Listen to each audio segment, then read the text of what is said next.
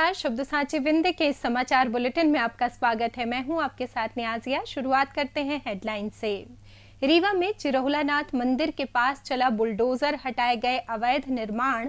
रीवा में नशीली cough syrup के साथ महिला गिरफ्तार। रीवा में नमकीन गाड़ी तक न पहुंचाने पर पति पत्नी पर लाठी रॉड से हमला। रीवा जिले के सिरमौर जनपद पंचायत अध्यक्ष के खिलाफ अविश्वास प्रस्ताव। रीवा में हत्या के प्रयास का इनामी आरोपी गिरफ्तार। मैहर में अतिक्रमण हटाने गई लेडी कांस्टेबल और सिक्योरिटी गार्ड पर हमला। सतना मेयर की फैक्ट्री पर 65 लाख का प्रॉपर्टी टैक्स बकाया, निर्वाचन रद्द करने की मांग। सीधी सांसद ने लीला साहू के वायरल वीडियो को बताया कांग्रेस की साजिश। और एमपी के 35 जिलों में भारी बारिश का अलर्ट। जादू देखा है, हम दिखाते हैं। आप सोचिए, हम बनाते हैं। अपने घर या ऑफिस को सजाएं मनपसंद डिजाइन के कस्टमाइज वॉलपेपर्स, ब्लाइंड्स, पेंटिंग्स और लेजर कटिंग से बनी आकर्षक चीजों से। आज ही कॉल कीजिए 7611125428, क्योंकि आपकी कल्पनाओं को पंख देना भी जरूरी है। अब खबरें विस्तार से। रीवा के ऐतिहासिक चिरहुलानाथ मंदिर के आसपास अतिक्रमण को हटाने के लिए बुधवार को नगर निगम और जिला प्रशासन ने संयुक्त रूप से बड़ी कार्रवाई की। मंदिर मार्ग पर पूजा सामग्री बेचने के नाम पर दुकानदारों द्वारा किए गए अवैध कब्जे को बुलडोजर की मदद से हटाया गया। इस दौरान भारी पुलिस बल, नगर निगम के अधिकारी, एसडीएम और तहसीलदार मौके पर मौजूद रहे। बता दें कि चिरहुलानाथ मंदिर रीवा का एक प्राचीन धार्मिक स्थल है, जहां गुरु पूर्णिमा के अवसर पर 10 जुलाई को भारी भीड़ उमड़ने की उम्मीद है। मंदिर के रास्ते पर नगर निगम की दुकानों के बाहर सड़क पर अवैध रूप से दुकानें संचालित हो रही थीं, जिससे श्रद्धालुओं को आवागमन और पार्किंग में काफी परेशानी हो रही थी। प्रशासन ने दुकानदारों को पहले भी अतिक्रमण हटाने की चेतावनी दी थी, लेकिन अनुपालन न होने के कारण ये कार्रवाई करनी पड़ी। रीवा में सिविल लाइन पुलिस ने नशीली कफ सिरप की अवैध बिक्री के मामले में एक महिला को रंगे हाथों गिरफ्तार किया है। महिला के कब्जे से 212 शीशियां नशीली कफ सिरप बरामद की गई हैं। उसके खिलाफ एनडीपीएस एक्ट के तहत मामला दर्ज कर उसे न्यायालय में पेश किया गया है। पुलिस को गश्त के दौरान एक महिला के संदिग्ध व्यवहार पर शक हुआ, जो सफेद रंग की बोरी में कुछ सामान ले जा रही थी। तलाशी लेने पर बोरी में नशीली कफ सिरप की शीशियां मिली। पूछताछ में महिला ने अपना नाम झल्लू लोनिया, निवासी कबाड़ी मोहल्ला बताया।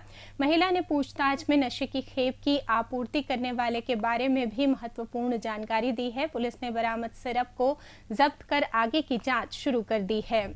रीवा जिले के सिमरिया थाना क्षेत्र के ग्राम झलवार में एक मामूली विवाद ने हिंसक रूप ले लिया। आधा दर्जन युवकों ने दुकान संचालक राजेंद्र सिंह और उनकी पत्नी नीलम सिंह पर लाठी और रॉड से हमला कर दिया, जिससे दोनों गंभीर रूप से घायल हो गए। घायलों को उपचार के लिए संजय गांधी अस्पताल भेजा गया है। पीड़ित ने बताया कि वो झलवार में दुकान चलाते हैं। बीती रात करीब 12 बजे 5-6 युवक बाइक से उनकी दुकान पर आए और खाने के लिए नमकीन मांगा। राजेंद्र ने नमकीन दे दी, लेकिन आरोपियों ने जिद की कि वो नमकीन को सड़क पर उनकी गाड़ी तक पहुंचाए। राजेंद्र ने दुकान से ही नमकीन देने की बात कही और बाहर जाने से मना कर दिया। इस बात पर कहासुनी हुई, जिसके बाद आरोपी दुकान के अंदर घुस आए और हमला कर दिया।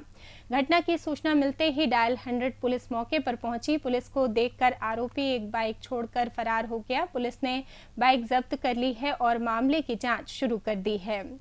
रीवा जिले के सिरमौर जनपद पंचायत में लंबे समय से चल रहे विवाद अब चरम पर पहुंच गए हैं और तख्ता पलट की स्थिति बन चुकी है। जनपद पंचायत के 25 में से 19 सदस्यों ने कलेक्टर के समक्ष अध्यक्ष रवीना साकेत के खिलाफ अविश्वास प्रस्ताव पेश किया है।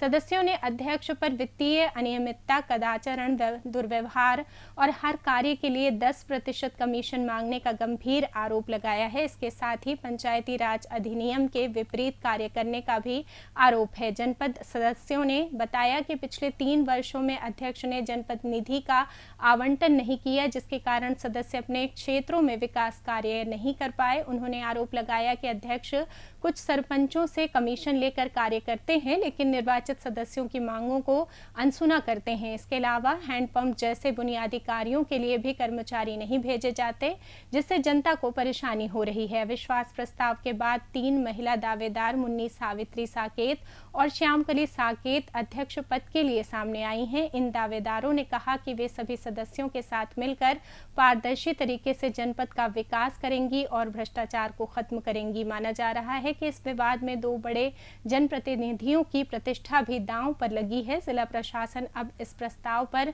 नियमानुसार कार्रवाई करेगा, जिसमें विशेष सभा बुलाकर मतदान की प्रक्रिया हो सकती है। रीवा जिले की अमैया पुलिस ने हत्या के प्रयास के मामले में फरार 5,000 रुपए के इनामी आरोपी को गिरफ्तार करने में सफलता हासिल की है। नगर पुलिस अधीक्षक डॉक्टर ऋतु उपाध्याय के मार्गदर्शन में थाना प्रभारी अमैया उप निरीक्षक शिवा अग्रवाल और उनकी टीम ने ये कार्रवाई की। घटना 27 मई 2025 को रात में लोटस टावर के सामने मेन रोड खुटेही में हुई थी। फरियादी दीपक पांडे पर अंकुल तिवारी और अन्य आरोपियों ने लोहे की रॉड और बेल्ट से मारपीट की थी, जिससे वो बेहोश हो गए। हमलावर मौके से फरार हो गए थे। इस मामले में थाना अमैया में मामला दर्ज कर विवेचना शुरू की गई। पुलिस ने आरोपियों की तलाश के लिए विशेष टीम गठित की और अलग अलग स्थानों पर दबिश दी। इस दौरान मुख्य आरोपी अंकुल तिवारी को गिरफ्तार कर लिया गया। उसे न्यायालय में पेश किया गया, जहां से उसे जेल भेज दिया गया।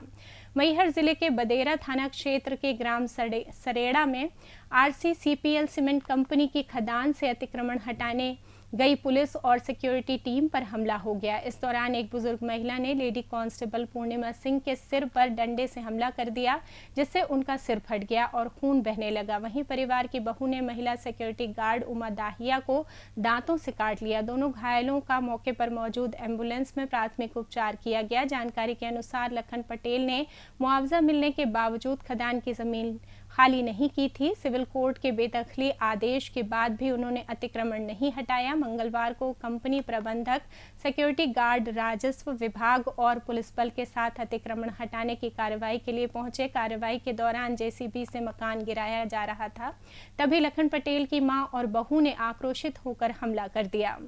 सतना मेयर योगेश ताम्रकार और पार्षद गोपी गेलानी के खिलाफ प्रॉपर्टी टैक्स बकाया मामले में तृतीय व्यवहार न्यायाधीश प्रत्युष चतुर्वेदी की अदालत में परिवाद दर्ज किया गया है। आम आदमी पार्टी के जिला अध्यक्ष डॉक्टर अमित सिंह ने मंगलवार को ये परिवाद दायर कर मेयर और पार्षद के निर्वाचन को रद्द करने की मांग की है। परिवाद के अनुसार मेयर योगेश ताम्रकार की Vindhya ceramics private limited factory पर लगभग 65 लाख रुपए का प्रॉपर्टी टैक्स बकाया है। याचिकाकर्ता के वकील नरेश चंद्र त्रिपाठी ने बताया कि मध्य प्रदेश नगरपालिका अधिनियम की धारा 26 के तहत यदि कोई जनप्रतिनिधि निर्वाचित होने के 3 महीने के भीतर बकाया टैक्स का भुगतान नहीं करता तो वो अपने पद के लिए अयोग्य हो जाता है। मेयर और पार्षद पर बकाया राशि जो कथित तौर पर करोड़ों में है, निर्वाचन के करीब 3 वर्ष बाद भी जमा नहीं की गई है। सीधी जिले में सोशल मीडिया पर वायरल हो रहे लीला साहू के वीडियो पर सांसद डॉक्टर राजेश मिश्रा ने प्रतिक्रिया दी है। उन्होंने इसे कांग्रेस की सोची समझी साजिश करार देते हुए कहा कि ये प्रायोजित वीडियो है जिसमें एक गर्भवती महिला का उपयोग किया जा रहा है। सांसद ने सवाल उठाया कि कांग्रेस की 18 महीने की सरकार में ये सड़क क्यों नहीं बनी जो 2 विधानसभाओं को जोड़ती है। उन्होंने कहा कि कांग्रेस के तत्कालीन विधायक और स्कूल शिक्षा मंत्री को ये सड़क नहीं दिखी। सांसद ने बताया कि खड्डी खुर्द की सड़क निर्माण के लिए केंद्र और राज्य सरकार को पत्र लिखा गया है और अनुमति भी मिल चुकी है। कई बार सर्वे हो चुका है और DPR तैयार होकर आगे बढ़ चुकी है। उन्होंने कहा कि सड़क निर्माण इंजीनियर और ठेकेदार द्वारा किया जाता है जिसमें 2-3 साल लग सकते हैं। सांसद ने ये भी आश्वासन दिया कि गर्भवती महिलाओं की सुरक्षा के लिए आशा कार्यकर्ता, डॉक्टर और एम्बुलेंस की व्यवस्था की जाएगी। जरूरत पड़ने पर डिलीवरी की अपेक्षित तारीख से 1 सप्ताह पहले अस्पताल में भर्ती कराया जाएगा। वहीं लीला साहू ने सांसद पर वादा खिलाफी का आरोप लगाया। उन्होंने कहा कि चुनाव से पहले सांसद ने सड़क बनवाने का वादा किया था, लेकिन अब तक कोई काम शुरू नहीं हुआ। मौसम की बात करें तो मध्य प्रदेश में दक्षिण पश्चिम मानसून जमकर बरस रहा है। इस मानसून सीजन में प्रदेश में अब तक औसत 14 इंच बारिश हो चुकी है, जो सामान्य से 74% ज्यादा है। प्रदेश के 35 जिलों में आगामी 24 घंटे में अति भारी या भारी बारिश का अलर्ट है। प्रदेश के पूर्वी हिस्से जैसे जबलपुर, रीवा, शहडोल और सागर संभाग में इसका असर ज्यादा रहेगा। वहीं बीते 24 घंटे के दौरान सबसे ज्यादा बारिश प्रदेश के इकलौते हिल स्टेशन पचमढ़ी में 136 मिलीमीटर यानी 5.5 इंच हुई है। अब जान लेते हैं शहर में कल होने वाले कार्यक्रम। 10 जुलाई को गुरु पूर्णिमा के अवसर पर शहर के विभिन्न मंदिरों में धार्मिक अनुष्ठान होंगे। आयोजन को लेकर प्रमुख धार्मिक स्थल चिरहुला नाथ मंदिर में विशेष तैयारी की गई है। इसी के साथ ये समाचार बुलेटिन समाप्त हुआ। कल फिर मिलेंगे नई खबरों के साथ। जुड़े रहिए शब्द साची विंध्य से, और विंध्य से जुड़ी तमाम खबरों के लिए हमारे चैनल को सब्सक्राइब कर दें। अपने आसपास की खबरें हम तक पहुंचाने के लिए स्क्रीन पर दिए नंबर पर आप संपर्क भी कर सकते हैं। धन्यवाद।